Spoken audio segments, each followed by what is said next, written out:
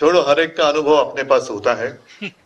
तो प्यास के कारण भाजप को तो रोना पड़ा ही, लेकिन साथी जो है उनके उनके वजह से भी वो रो रहे।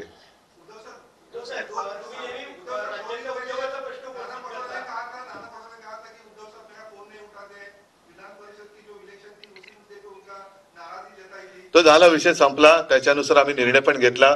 कोकण पदवीधर मतदारसंघामध्ये आम्ही काँग्रेसला तिघांनी मिळून, म्हणजे दोघांनी, काँग्रेस व्यतिरिक्त आम्ही दोघं आहोत आणि बाकीच्यांनी पाठिंबा दिलाय।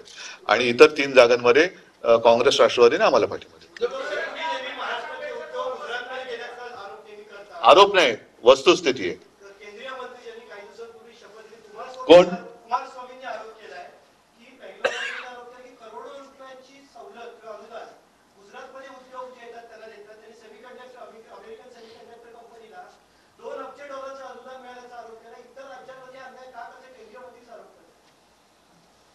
मग मी काय उत्तर देऊ? त्यांनी पंतप्रधानांकडे उत्तर मागायला पाहिजे, कारण त्यांना पाठिंबा दिलाय।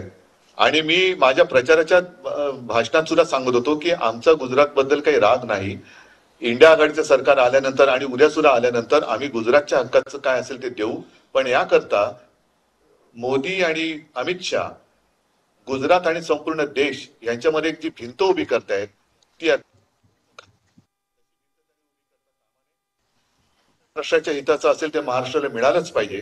गुजरातचे असेल ते जरूर गुजरातला द्या, तसंच अन्य राज्यांना जे आवश्यक आहे आणि त्यांच्या हक्काचं आहे ते दिलं गेलंच पाहिजे।